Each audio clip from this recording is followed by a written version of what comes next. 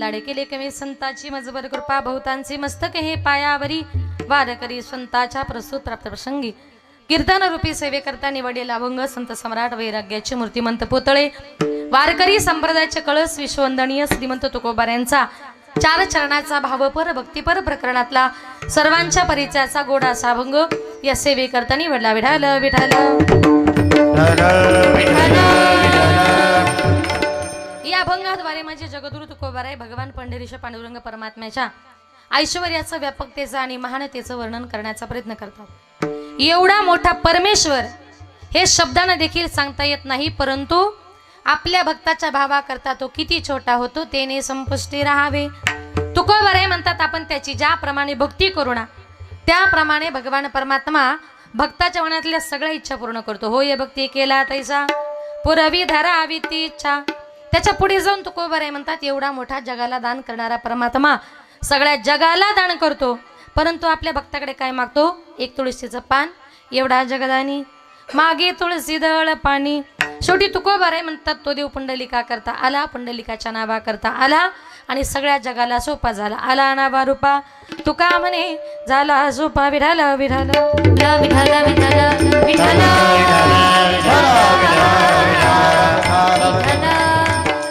आता या अभंगाद्वारे जगद्गुरु तुकोबाराय म्हणतात एवढा प्रभू भावे.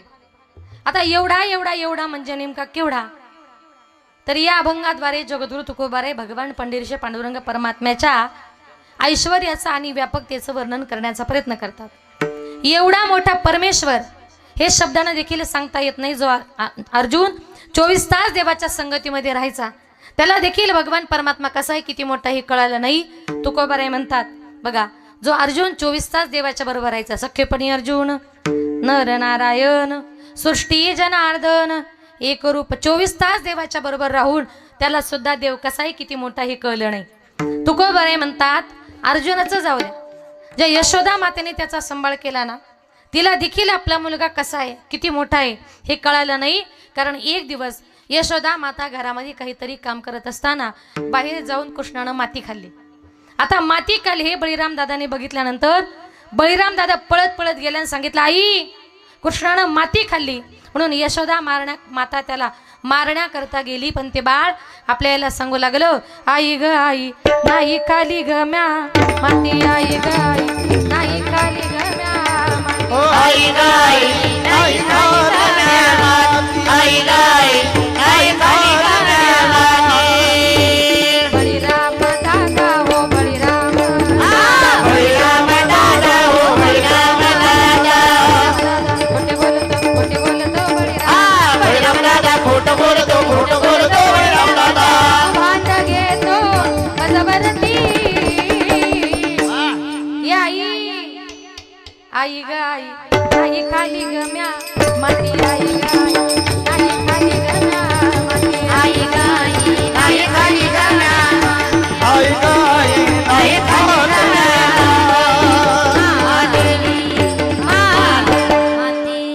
कृष्ण सांगू लागला आई मी माती खाल्लीच नाही.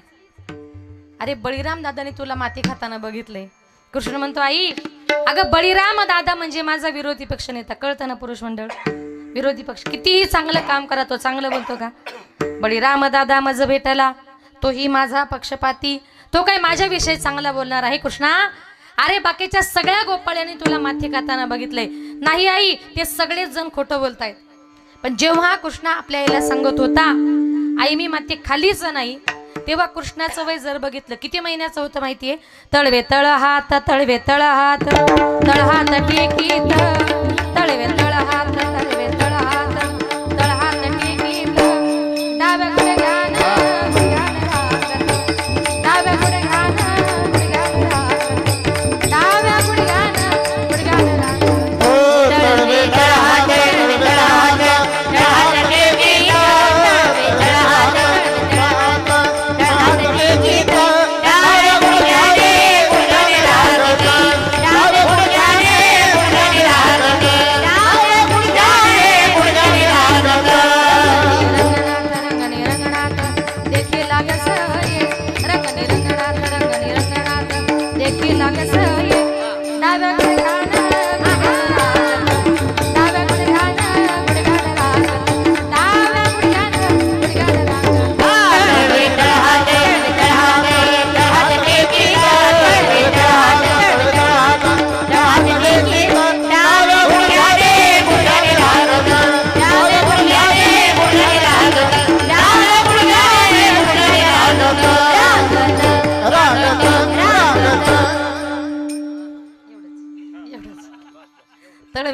हात टेकीत डाव्या गुडघ्यानं रांगत. कृष्ण केवळ रांगत होता आणि रांगतानाच सांगितलं आई मी माती खाली नाही. आता इथं बसलेल्या महिला मंडळी एक उत्तर द्या, आपलं रांगणारं मूल साधारण किती महिन्याचं असं? मुलं झाले ना सगळ्यांना? हा, मग असं असं बोलत चला जरा, कारण बोलल्यानंतर बोलणारी माणसं मला फार आवडतात. हा, आणि बसल्यानंतर बघा, ते 7-8 महिन्याचं रांगणारं मूल कधी बोलतं का? त्याला बोलता येत नाही. पण कृष्ण रांगता रांगता बोलत होता आणि सांगत होता आई मी माती खाल्ली नाही. बैराम दादा खोटं बोलतोय, सगळे गोपाळ खोटं बोलतायत. यशोदा माता म्हटली कृष्णा सगळे खोटं बोलतात मी मान्य करते, पण बाळा तुझ्या तोंडाला माती लागली त्याचं काय? nun मारावया तिने उगारिली काठी आणि भुवन ते कोटी 14 एके. ते रांगणाऱ्या मुलाच्या तोंडामध्ये आमच्या यशोदा मायेला 14 भुवनांचं दर्शन झालं. हे सगळं कशा करता सांगितलं माहितीये? जिचा मुलगा आहे तिला सुद्धा तो किती मोठा हे कळालं नाही. तुकोबाराय म्हणतात तो भगवान परमात्मा आपल्याला कसा काय कळणार? कारण का तर तुकोबाराय म्हणतात त्या देवाचं आपण वर्णन करू शकत नाही, एवढा प्रभू भावे. आता एवढा एवढा म्हणजे नेमका केवढा? कितीही मोठा असू द्या, मनामध्ये फक्त भगवान परमात्म्याविषयी काय महत्वाचं आहे? भाव महत्वाचा आहे. बघा आता एक उदाहरण, एक एवढा या शब्दावर एक उदाहरण आठवलं म्हणून सांगते. एका गावात एक जावई आपल्या सासूरवाडीला गेला. सासूबाईनं त्याच्याकरता पुरणपोळी सार भात असं 5 पक्वान्नाचं भोजन तयार केलं.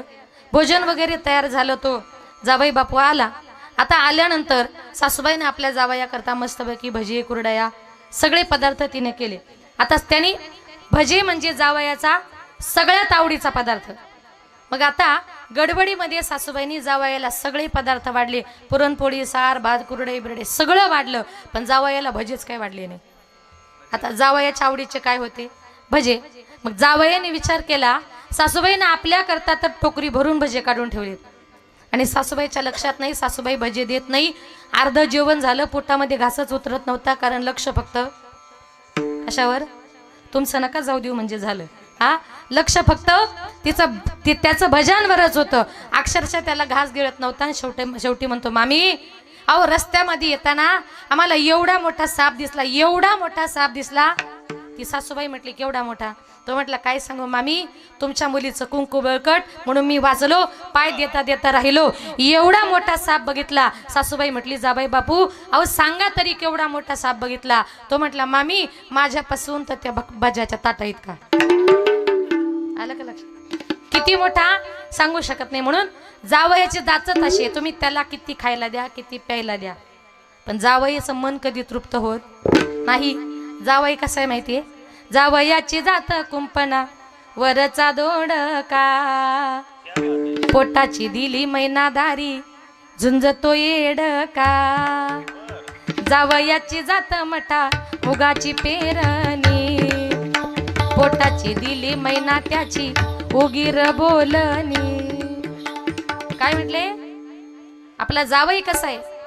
जावयाची जात मठा मुगाची पेरणी आणि पोटाची दिली मैना त्याची उगीर बोलणी. कितीही जरी सासू सासऱ्यांना बोलला त्यांना गप्प बसावं लागतं. का? कारण आपली मुलगी त्या घरात दिलेली असते. म्हणून सांगत काय होती? एवढा एवढा म्हणजे केवढा, ज्याचं वर्णन आपण करू शकत नाही. तुकोबाराय म्हटले भगवान परमात्म्या करता फक्त भाव महत्वाचा आहे. देव कुठे राहतो माहितीये? न काष्टी विद्यतो देवो न पाशाने च मृन्मये, भावी ही विद्यतो देवो तस्माद भावही कारणम. देवा करता महत्वाचा आहे तो शुद्ध भाव. जो अर्जुन 24 तास देवाच्या संगतीमध्ये राहत होता, त्या अर्जुनाला सुद्धा भगवान परमात्मा कसे किती मोठे हे कळालं नाही. एक दिवस अर्जुनाला भगवंताच्या विश्वरूपाचे डोहाळे लागले होते. आता अर्जुन भगवंतांना सारखा आड पडद्याने बोलू लागले, आमच्या देवाला माझा भक्त काय म्हणतोय देवाला सांगायची गरज नाही. मंदिरात गेल्यानंतर अजिबात त्याच्याकडे काही मागायचं नाही. आपण मंदिरामध्ये गेलो आणि देवाने आपला चेहरा बघितला, त्याला लगेच समजते याला काय पाहिजे. न सांगता तुम्हा कळो येते अंतर, विश्वी विश्वंभर विश्वी विश्वंभर, परिहाराची न लगे परिहे अनावर, परिहे अनावर आवरितावरी आवरितावरी, अवसान ते घडी अवसान ते घडी पूर्ण केले न सांगता तुम्हा कळू येते अंतर, न सांगताही भक्ताच्या मनातला जाणणारा तो मनकवड्या. एक दिवस अर्जुनाला भगवंताच्या विश्वरूपाचे डोळे लागले. अर्जुन भगवंतांना सारखा आडपडद्यानं बोलू लागले. देवाच्या लक्षात आलं याला मला बघायचंय. भगवंत अर्जुनाकरता विश्वरूप नटले आणि त्या विश्वरूपाने अर्जुनाचे डोळे दिपले. अर्जुन भगवंताकडे न पाहता गुडघ्या डोके घालून बसला आणि ही अडचण देवाच्या लक्षात आली. देव म्हटले अर्जुना अरे मला पाहण्याकरता तेवढी योग्यता पाहिजे. म्हणून देवानी अर्जुनाच्या प्रत्येक रोमारोमावर डोळे दिले आणि एक एक डोळा सूर्यापेक्षाही तेजस्वी पण तरी सुद्धा अर्जुन भगवंतांचं विश्वरूप पाहू शकला नाही. म्हणून तुकोबाराय म्हणतात देव केवढा असेल, देव केवढा असेल याचं माप मजबळ नाही अभंगाचे. एवढा प्रभू भावे एवढा प्रभू भावे एवढा प्रभू भावे प्रभू एवढा प्रभू भावे भावे एवढा प्रभू भावे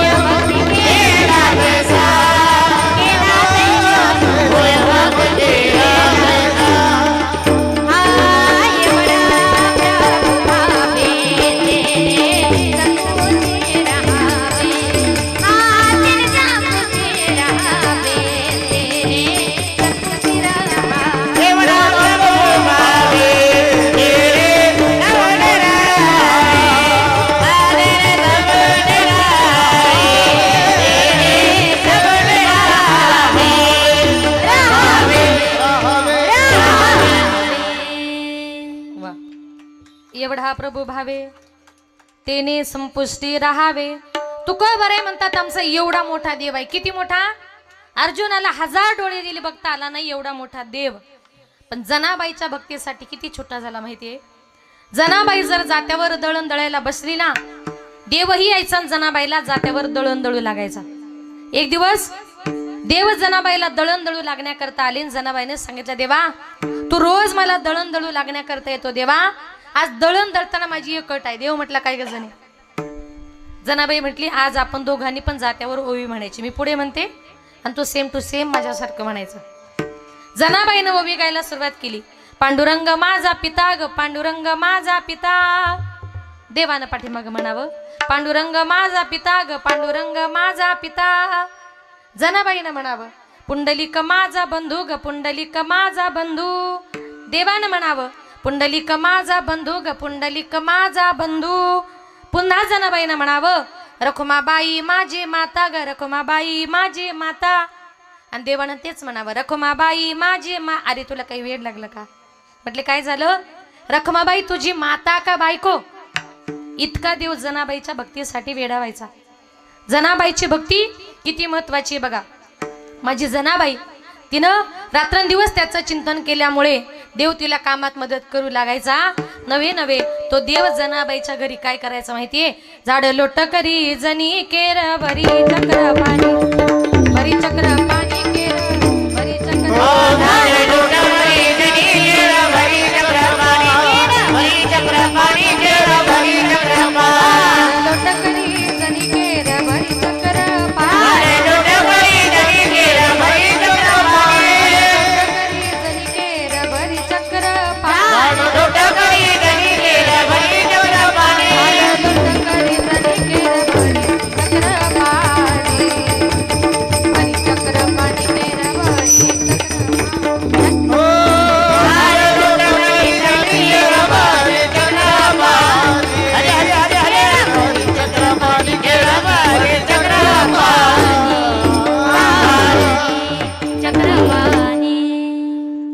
जनाबाईनं झाडून काढावं, देवानं केर भरावा, इतका मोठा जनाबाईचा अधिकार.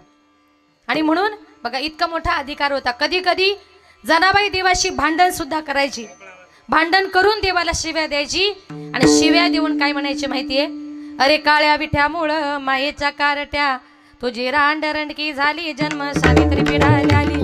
तुझे गेले मडे तुला पाहुनी काळ रडे, उभी राहुनी अंगणी शिव्या देती दासी जनी. अंगणात उभी राहायची आणि जोर जोरात शिव्या द्यायची. म्हणायची अरे काळ्या तुझी रान रणकी झाली. असा प्रयोग आपण फक्त करा बरं महिला मंडळ. शेजारणीला असं काही करू नका, तुमच्या डोक्याला एकही केस राहणार नाही. ती जनाबाई होती. देवा करता महत्वाचा आहे तो भाव, देवा करता गरज आहे ती भावाची. एवढा मोठा प्रभू आमच्या जनाबाईने पकडला. कसा पकडला? त्याच्या गळ्याला दोर बांधला. कशाचा दोर? भावाचा दोर. एवढा मोठा प्रभू आमच्या यशोदा मातेनं पकडला. कसा पकडला? त्याला उखळाला बांधलं. कशाच्या जोरावर? भावाच्या जोरावर. माझी माऊली म्हणते, बाहुबळे आकळे एरवी नाकळे, बाहुबळे आकळे एरवी नाकळे.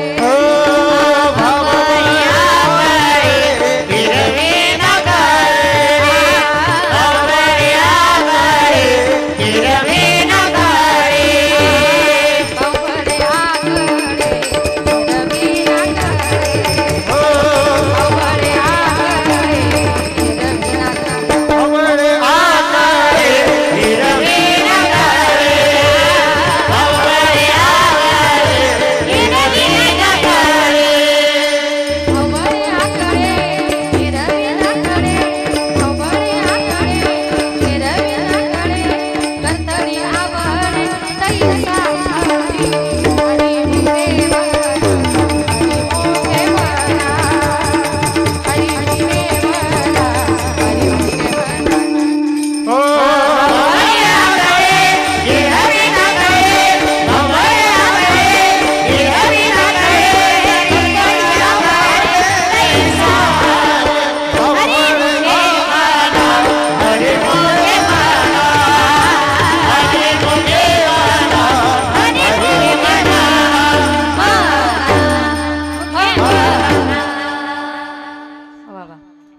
आकळे एरविना कळे करतडी आवळे तैसा हरी.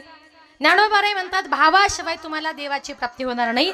मनामध्ये भगवान परमात्म्याकरता भाव फार महत्वाचा आहे. आणि म्हणून शुद्ध ज्याचा भाव झाला दुरी नाही देव त्याला. ज्या दिवशी माणसाचा भाव शुद्ध होतो ना त्या दिवशी आपल्याकरता भगवान परमात्मा आपल्यापासून कधीच दूर राहत नाही. जीवनामध्ये फक्त त्याचं नामचिंतन त्याच्यावर भाव ठेवणं फार महत्वाचं आहे.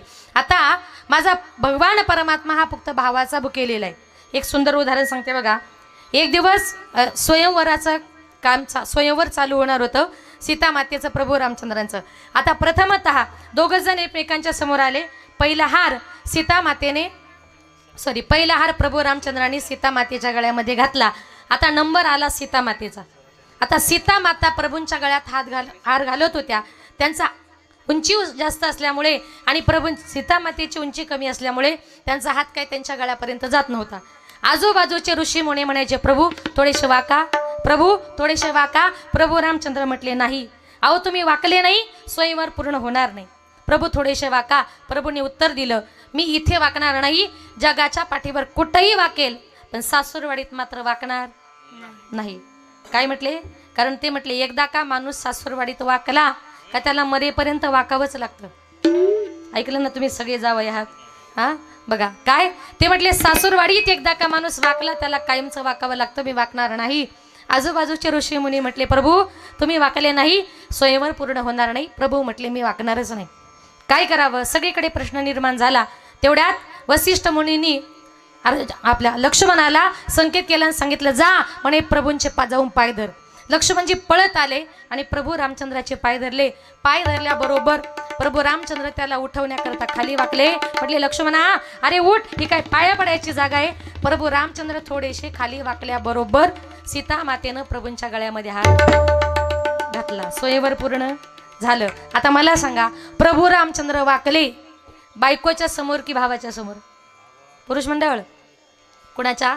भावाच्या समोर. तुम्ही कुणाच्या समोर वागता? भावाच्या की खरं सांगा कुणाच्या?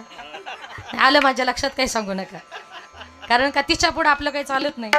म्हणून बघा मनातला भाव तो त्यांचा सक्का भाऊ सुद्धा होता आणि त्याच्या मनात प्रभू रामचंद्राविषयी भाव सुद्धा होता. म्हणून भगवान परमात्म्याकरता काय महत्वाचं आहे? भाव. थोर प्रेमाचा भुकेला हाची दुष्काळ तयाला. निष्ठावंत भाव भक्ताचा स्वधर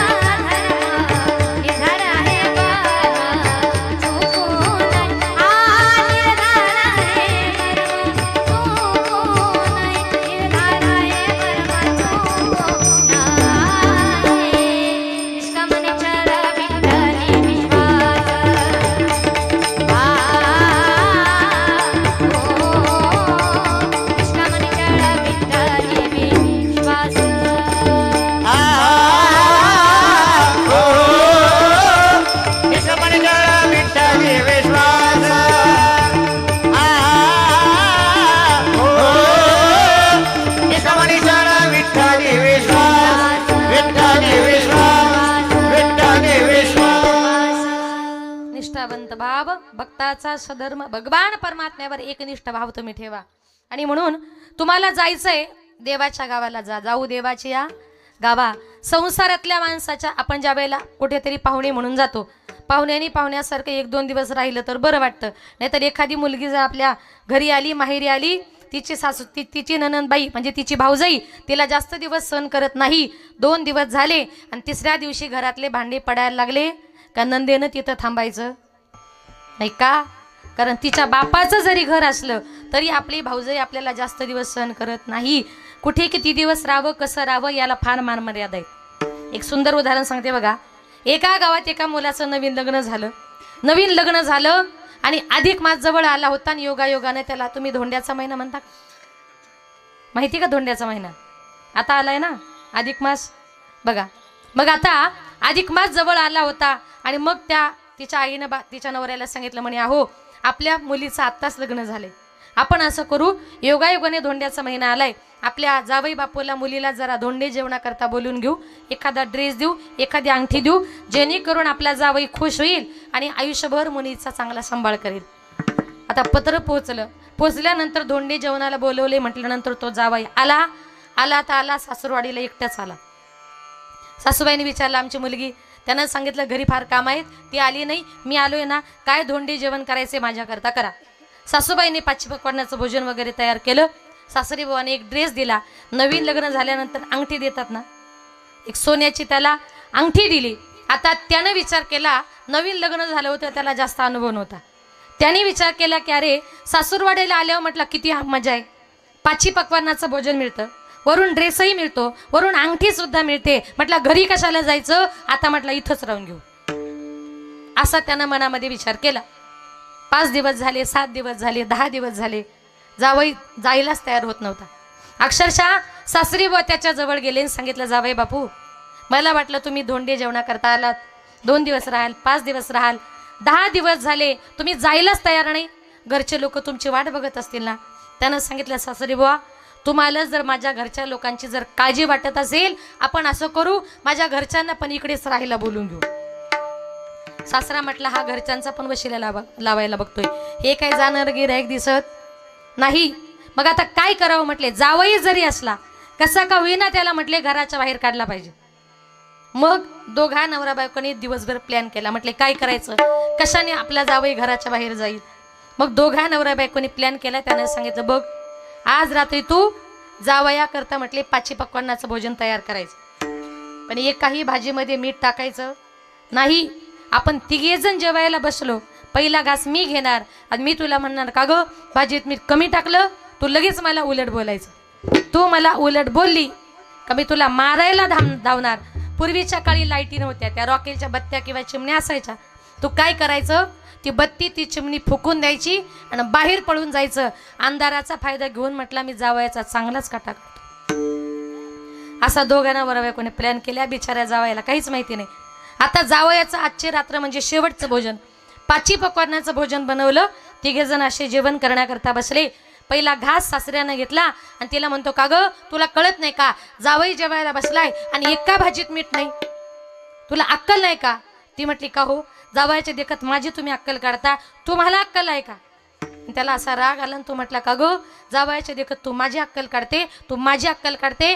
नवऱ्यानं सांगितल्याप्रमाणे जो नवरा मारायला धावला, उठल्याबरोबर तिनं पहिली बत्ती फुकली आणि बाहेर पळून गेली. विश्व दारिद्र्य मरेपर्यंत तुझ्या जवळ धन पैसा संपत्ती कधी येणार नाही असं तुझ्या नशिबात लिहिलेलं आहे. जे आपल्या कपाळावर आहे ते कोणी पुसू शकत नाही. ज्ञानेश्वरी त्याचं वर्णन आले.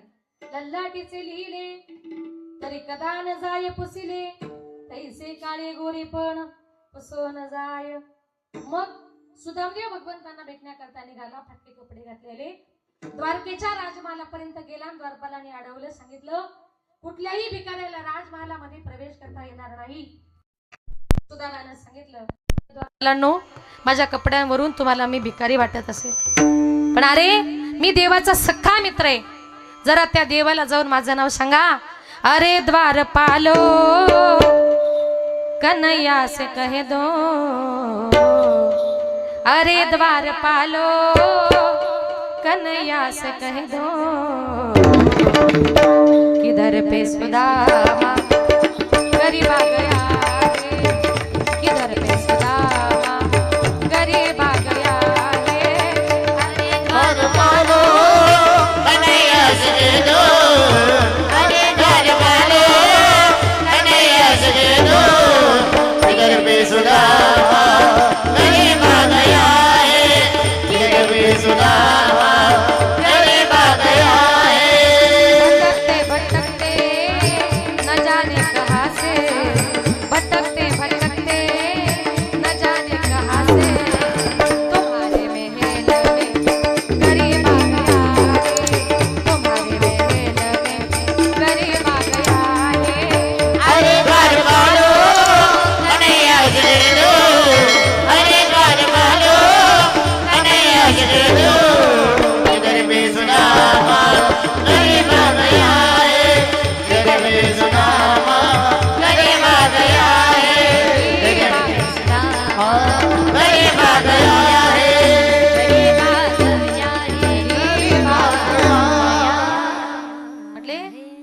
देवाला जाऊन फक्त माझं नाव सांगा. एक द्वारपाल गेला, सांगितलं देवा अहो तुम्हाला भेटायला कोणीतरी सुदाम आलाय हो. सुदाम्याचं नाव ऐकल्याबरोबर माझे भगवान परमात्मा चालले नाही, वरच्या मजल्यावरून जे उडी मारली डायरेक्ट सुदाम देवाच्या जवळ. सुदाम देवाचे फाटके कपडे तुटकी चप्पल पाहून देव रडू लागले. मी तर द्वारकेचा राजा झालोय, माझ्या मित्राला घालायला कपडे नाही, पायात घालायला चप्पल नाही. देवाला फार वाईट वाटलं. काही लोकांना सांगितलं जा माझ्या सुदाम्याकरता नवीन कपडे घेऊन या.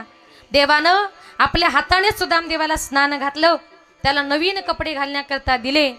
आणि ज्या वेळेला माझ्या भगवान परमात्म्यानं सुदाम देवाच्या कपाळावर गंध लावण्याकरता असं बोट फिरवलं, देवाचं बोट त्याच्या कपाळावर फिरल्याबरोबर सुदाम देवाच्या कपाळावरची दरिद्रीची रेषा पुसली आणि तिकडे सुदाम नगरी सोन्याची. देवाचा हात आहे तो. देवाचा हात जर माणसाच्या नशिबावरून फिरला माणसाचं नशीब सुद्धा बदलतं. म्हणून माझ्या भगवान परमात्म्याने त्याचा भाव बघितला, सगळा गाव सोन्याचा करून दिला. एकाने भगवंताकडे बायको मागितली, देवा तुझ्यासारखी मला बायको पाहिजे. भगवंत अर्जुनाची बायको सुद्धा झाली. एकाने भगवंताकडे मुलगा मागितला, देवा तुझ्यासारखा पुत्र आमच्या पोटी जन्माला आला पाहिजे. त्या माझ्या संत माझ्या वसुदेव देवकीच्या पोटी भगवान श्रीकृष्ण परमात्मा जन्माला आले. पुरवी धारावी ती इच्छा. संत महात्मे म्हणतात आपण ज्याप्रमाणे इच्छा करू ना त्याप्रमाणे माझा भगवान परमात्मा भक्ताच्या मनातल्या सगळ्या इच्छा पूर्ण करत असतो. म्हणून चांगलं मागा, तो देव तुम्हाला मला प्रत्येकाला दिल्याशिवाय राहणार नाही. संतांनी सांगितलेल्या मार्गाने तुम्हाला मला प्रत्येकाला जायचंय. संत महात्मे पावलो पावली तुम्हाला मला प्रत्येकाला विनवतात. लागून या पाया विनवितो तुम्हाला, कर टाळी बोला. मग पावलो पावली आपली विनंती करतायत बाबांनो. बसल्या बसल्या तुम्हाला काय करायचे, कर टाळी बोला. हातानं टाळी वाजवायची, मुखानं परमेश्वराचं चिंतन करायचं. कीर्तनकारानं किती सांगितलं विठ्ठल विठ्ठल म्हणा, पण आपण काही विठ्ठलाचं नाव घेत खुशाल नाही म्हणता. घेतलं पाहिजे. कर टाळी बोला मुखी नाम. जे माझे तुकोबाराया तुम्हाला मला त्याचं नामचिंतन करण्याचा आग्रह करतात ते तुकोबाराय म्हणजे सर्वसामान्य नव्हते. काळ गुलाम सलाम करी तुकया घरी राबतसे, तुकया घरी राबतसे, तुकया घरी राबतसे.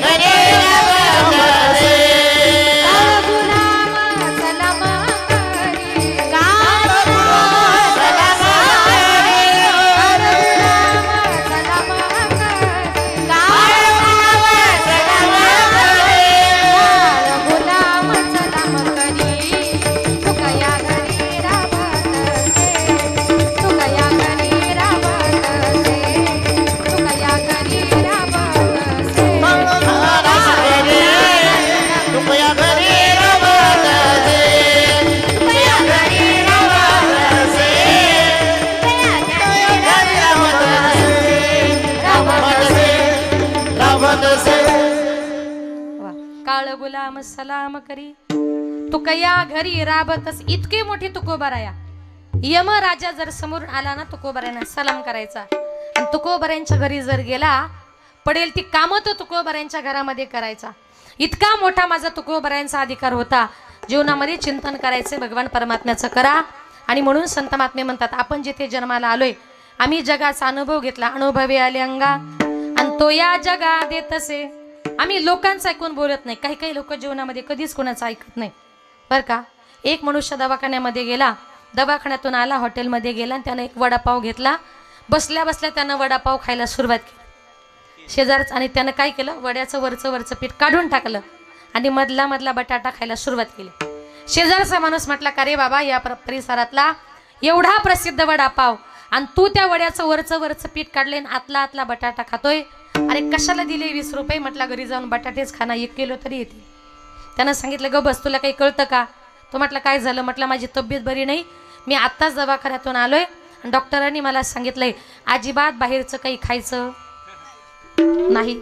वरचं पीठ काढतोय आणि आतला बटाटा खातोय. इतकी हुशार माणसं असतात. म्हणून जीवनामध्ये काही लोकांना काही कळत नाही. आपल्याला कळत नसेल तर दुसऱ्याला कमीत कमी विचारा.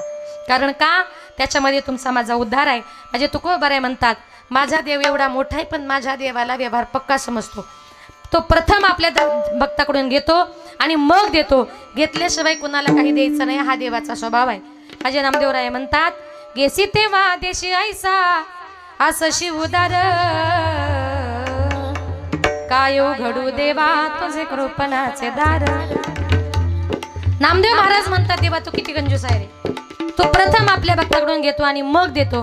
घेतल्याशिवाय कोणाला काही द्यायचं नाही, हा देवाचा स्वभाव आहे. म्हणून आपल्या गावामध्ये सप्ताह चालू आहे. आपल्या आईपतीप्रमाणे देणगी देऊन टाका. आज तुम्ही या देव कार्याकरता जर 1000 रुपये खर्च केले, देव उद्या तुम्हाला 2000 रुपये देईल. 5000 दिले, देव 10000 रुपये देईल. कारण देवाचा स्वभाव आहे, अगोदर घेशी मग देशी, पण घेतल्याशिवाय कोणाला काही द्यायचं नाही. आणि म्हणून तुकोबाराय म्हणतात, आपलं हे जे काही शरीर आहे हे सगळं भगवान परमात्म्याच्या सत्तेनं चालत असते.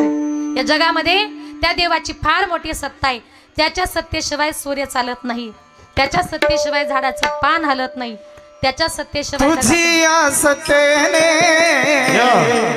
वेदासी बोल, तुझी या सत्तेने वेदासी बोल, सत्तेने वेदासी बोलणे, तुझी सत्तेने वेदासी बोलणे, तुझी या सत्तेने वेदासी बोल, तुझी या सत्तेने वेदासी बोल, तुझी सत्तेने वेदासी बोलणे, तुझी सत्तेने वेदासी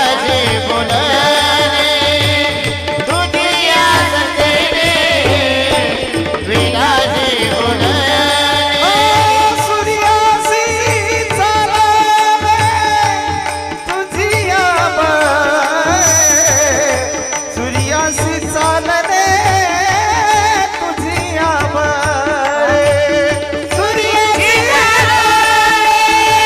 तुझी या बळे, सूर्यासी सूर्याशी चालणे तुझी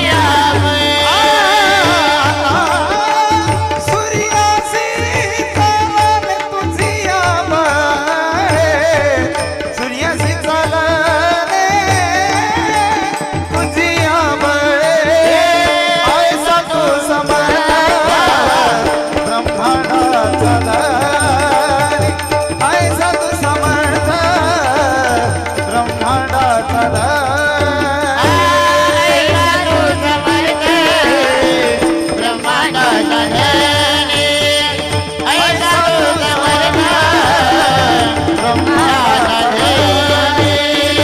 ब्रह्मांडाचा धारी, ब्रह्मांडाचा धारी. वा वा.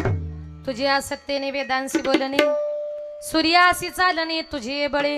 तुकोबाराय म्हणतात, देवा तुझ्या सत्तेने वेद बोलतो, तुझ्या सत्तेने सूर्य चालतो, तुझ्या सत्तेशिवाय ढगातून पाण्याचा थेंबही खाली गळत नाही. आणि म्हणून देवा तू तुझ्या भक्ताची परीक्षा पाहतोस. परीक्षा पाहून देवा, एवढा मोठा जगाला दान करणारा परमात्मा सगळ्या जगाला दान करतो, परंतु आपल्या भक्ताकडे काय मागतो? अभंगाचे 3रे चरण. एवढा जगदानी, एवढा जगदानी, एवढा जगदानी, एवढा जगदानी, एवढा जगदानी, एवढा जगदानी, एवढा जगदानी, एवढा जगदानी. एवढा जगदाने, एवढा जगदाने, एवढा जगदान, एवढा जगदान, एवढा जगदाने, एवढा जगदाने, एवढा जगदान.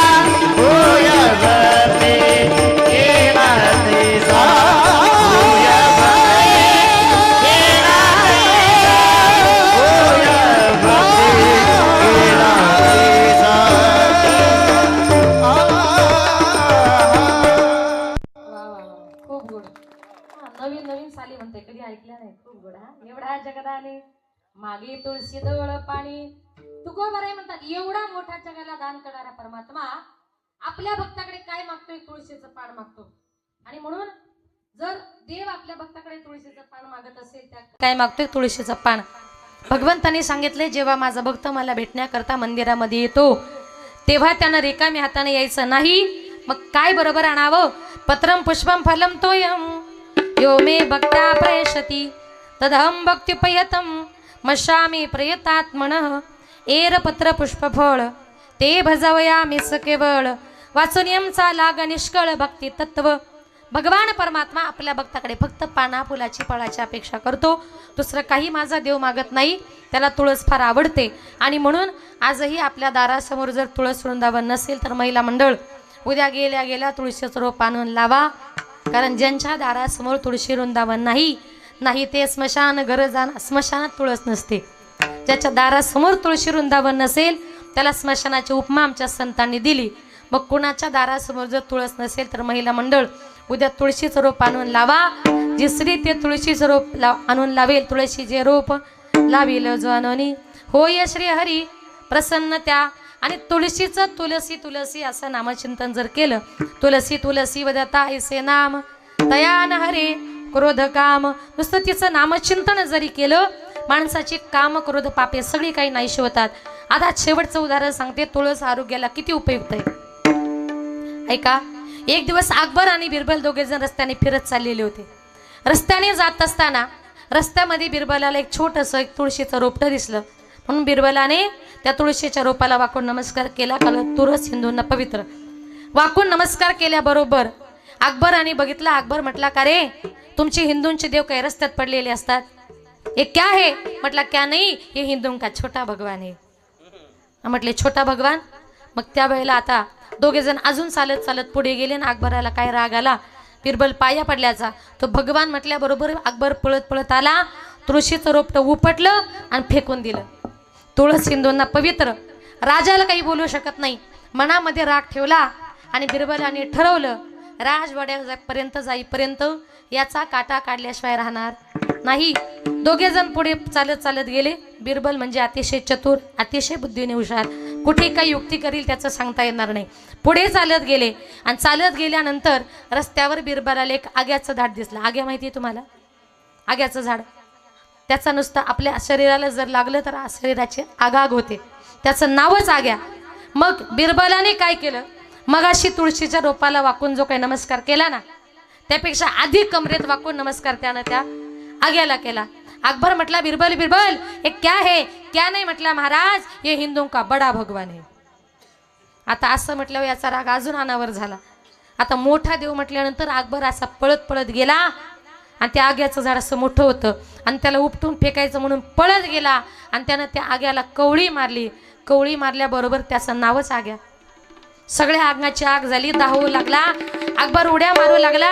रडू लागला बिरबल बिरबल ये क्या हुआ ये क्या हुआ? बिरबल म्हटला क्या नहीं हुआ महाराज छोटा भगवान ने बड़ा भगवान से फोन किया. मग त्या वेळेला अकबर म्हटला बावळटा तुझी टिंगल बाजूला राहू दे. शरीराची आग होते दाह होतोय उपाय सांग. बिरबलाने सांगितलं महाराज याच्यावर उपाय एकच. मगाशी तुम्ही आमच्या छोट्या देवाचा अपमान केला. म्हटले हो. परत पाठीमागं जायचं त्या छोट्या भगवंताची क्षमा मागायची. तसं करावं लागलं तरी चालेल फक्त शरीराची आग शांत झाली पाहिजे. अकबर आणि बिरबल परत आले. बिरबलाने ते तुळशीचं रोपटं उचललं. त्याचा रस काढला. अकबराच्या सरंगाला लावला आणि त्याच वेळेला अकबराच्या शरीराची आग शांत झाली. इतकी तुळस आरोग्याला उपयुक्त आहे. आणि मग प्रत्यक्ष आपण गळ्यामध्येच जर घातली माणसाचं शरीर सुद्धा काय निरोगी राहिल्याशिवाय राहणार नाही. म्हणून जीवनामध्ये बघा ही जी काही तुळस आहे ती तुळस फार महत्वाची आहे. मागे तुळशी दळ पाणी. हा साधकांनी तुकोबारायांना प्रश्न आमच्या भाऊकडे कशाला बघता हो तुम्ही? म्हटले ते मागच्या वर्षी पुढच्या वर्षी घालीन म्हणून. आता परत म्हणताय बघा पुढच्या वर्षी सांगितले तुम्हाला. आश्वास बघा इतकी तुळस आरोग्याला उपयुक्त आहे. आणि म्हणून साधकांनी तुकोबारायांना प्रश्न केला की म्हटले तुकोबाराया तुम्ही सांगता जगाचा बाप म्हणे तुळशीचं पान मागतो कुणाकडे मागितलं? त्यावेळेला तुकोबाराय म्हणतात जगाचं नाही माझं स्वतःचं मी उदाहरण सांगतोय. का ज्या वेळेला तुकोबर यांच्या घरी देव पाहुणे आले होते. पाहुणे घरास्या जाले रुसी कसे काय करू उपचार, काय करू उपचार कोप मोडकी जर जर, काय करू उपचार कोप मोडकी जर जर. काय करू उपचार कोप मोडकी जर जर, काय करू उपचार कोप मोडकी जर जर. हरी मोडकिया माझा वरी वाकळांच्या शेजा. या पाहुणे घरास्या जाले रुसी कसे काय करू उपचार, काय करू उपचार कोप मोडकी जर जर, काय करू उपचार कोप मोडकी जर जर.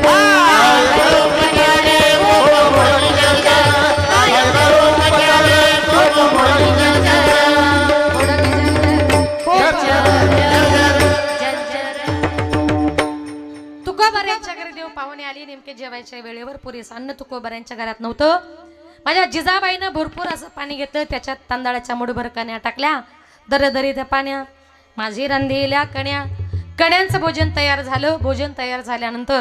भोजन झाल्यानंतर मुखशुद्धी करता जो विडा देतात त्याच्यामध्ये पान असते, सुपारी असते, बडीसोप असते, लवंग असते.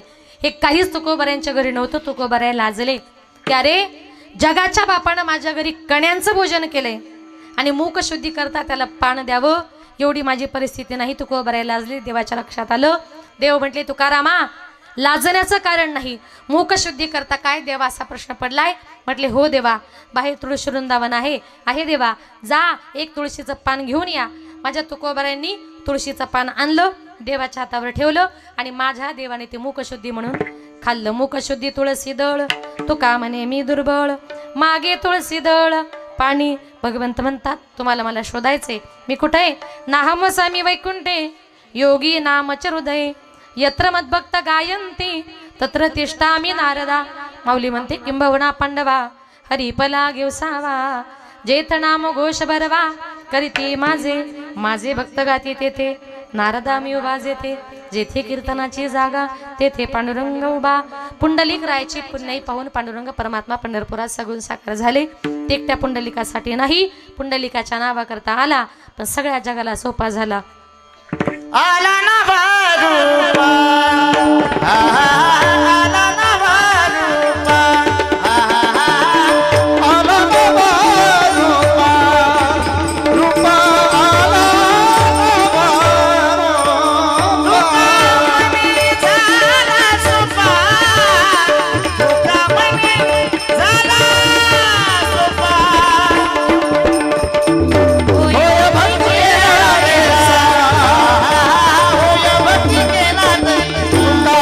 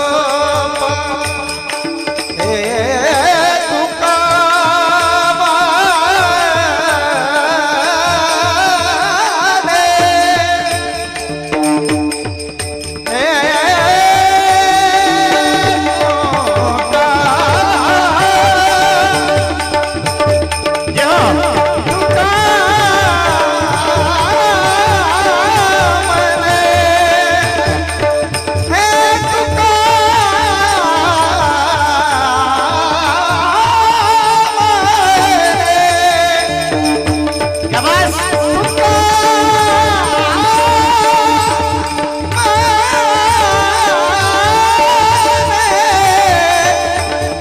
झाला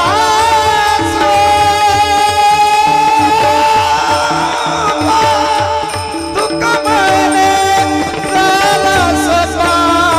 होया वरती गेला वेला, होया वरती गेला वेला, होय बस गेला वेला, होय बस गेला वेला.